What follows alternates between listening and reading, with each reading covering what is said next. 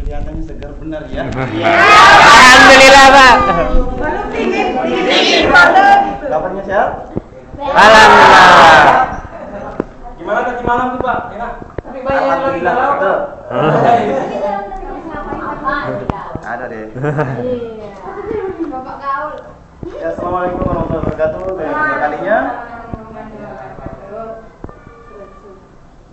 Nah, pada kesempatan ini Bapak Guru akan menjelaskan mengenai wacana sastra, yaitu novel dari novel yang berkaitan dengan alur ya. Nah, tujuannya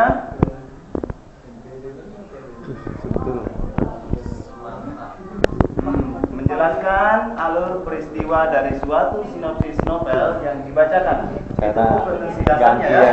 Nah, tujuannya dalam pembelajaran ini peserta didik dapat menjelaskan alur peristiwa dari suatu sinopsis novel yang dibacakan. Ini rese ini.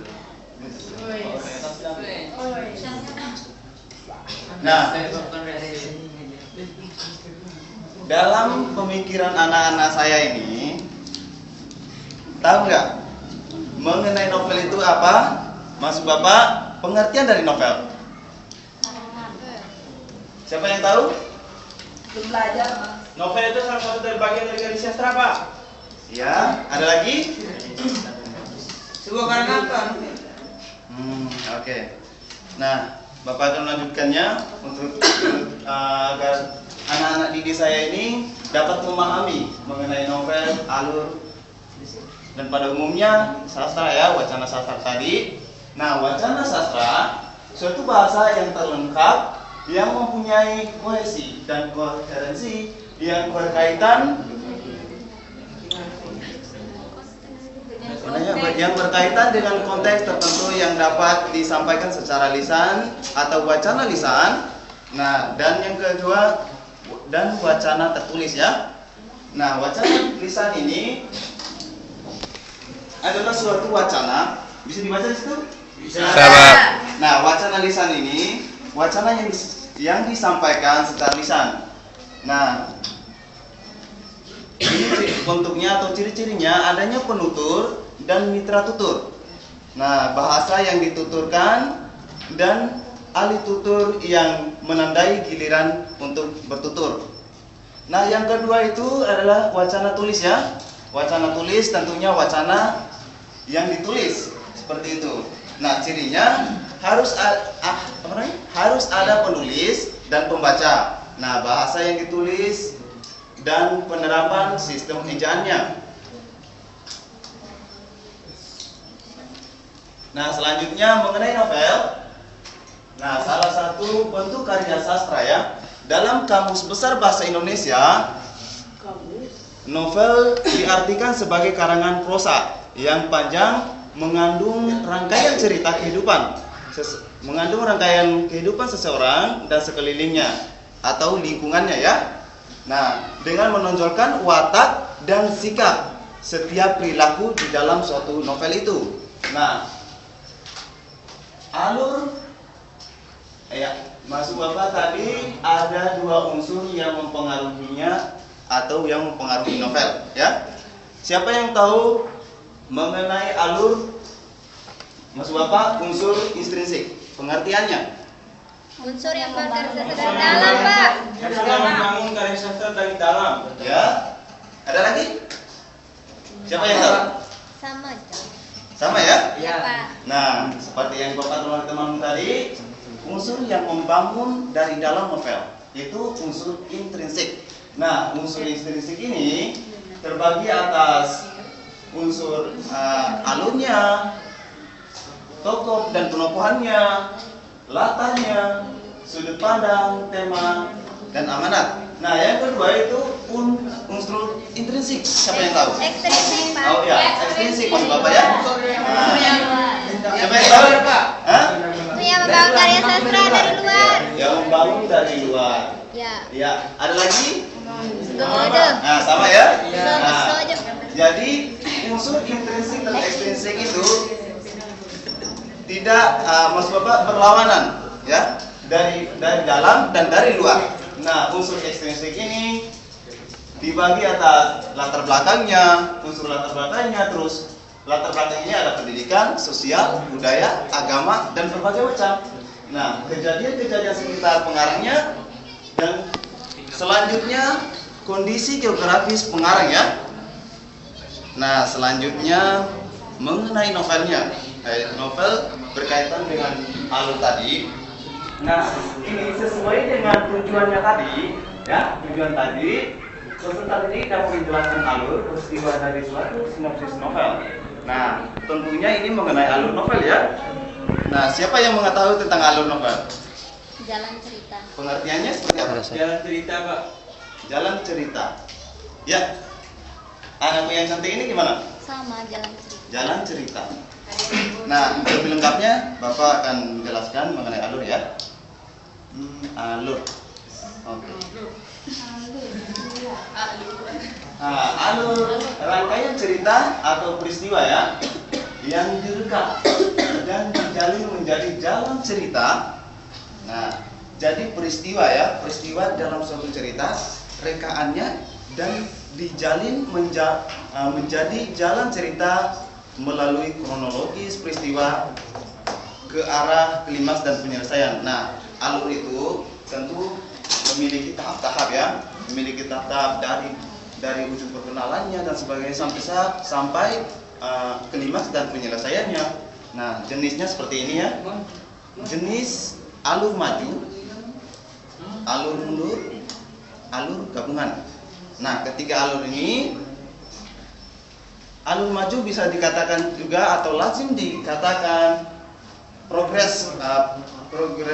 Nah, seperti itu ya. Dan yang kedua, alur mundurnya flashback, gabungan itu atau campuran.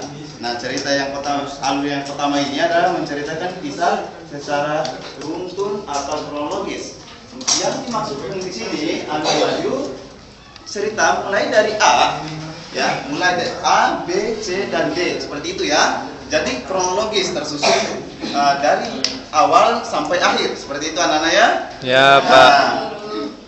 Yang kedua itu alur mundur atau flashback. Alur mundur ini mulai dari D, C, terus B dan A, seperti itu. Jadi mundur ya. Nah, yang campuran ini anak-anak bisa dari A terus ke C, kembali ke B, terus ke D. Bisa campuran seperti itu ya. Jadi unsur ini alur ini maksud Bapak, alur gabungan ini mencampurkan atau mengkombinasikan antara alur maju dan alur mundur, seperti itu. Nah, selanjutnya, nah ini tahap-tahap alur ya. Tahap-tahap alur yang pertama itu perkenalan. Di dalam satu cerita atau novel itu ada perkenalan. Pertama itu harus ada perkenalan, seperti itu ya. Nah, yang kedua komunikasi, yang timbulnya masalah di dalam suatu cerita atau novel, bisa juga cerpen boleh. Nah, yang ketiga kerumitan. Nah, ini kerumitan masalah semakin berkembang. Dari masalah-masalah yang pertama tadi muncul lagi berkembang suatu permasalahan atau peristiwa yang menyangkut tokoh di dalam suatu novel ya atau cerita. Nah, yang keempat ya. Nah, klimaks. Klimaks ini adalah suatu puncak dari suatu masalah yang ada dalam cerita. Nah, paham anak-anak? Paham. Paham ya? Nah, yang kelima ini adalah penyelesaian. Tentu ada penyelesaian seperti tadi, alur dari awal sampai akhir mencapai klimaks dan penyelesaian. Nah, tentu ini ada yang nomor 5, penyelesaian. Ketegangan menurun dan tokoh-tokoh menentukan jalan keluar dari masalah. Ya, inilah masalah yang namanya penyelesaian dari suatu cerita.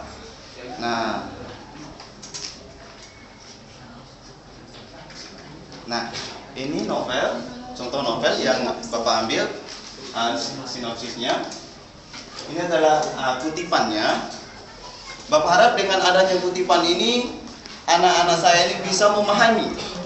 Nah, bagaimana untuk menentukan tahap tersebut. Nah, yang tadi bagaimana menentukan tahap-tahap yang Bapak jelaskan tadi, dari tahap perkenalan, komplikasi, perumitan, klimaks, dan penyelesaiannya.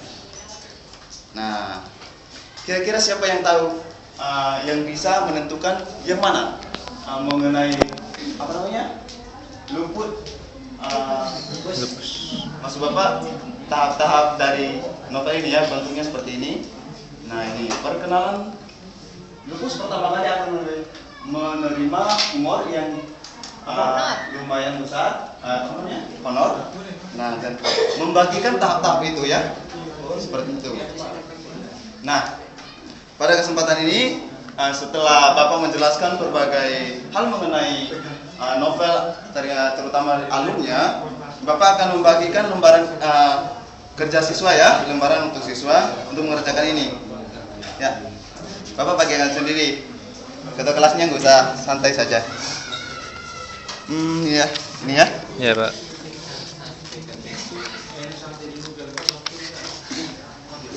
Ya, ini. Nah, kelompok ya, kelompokan. Nah, Bapak harap dengan soalnya itu bagaimana tahap alur yang terdapat dalam sinopsis novel tersebut ya. Nah, waktunya 3 menit. Waktunya 3 menit. Ya, silakan kerjakan anak. Oke, sambil mengerjakan, Bapak akan melihat apa yang kalian kerjakan. Ya.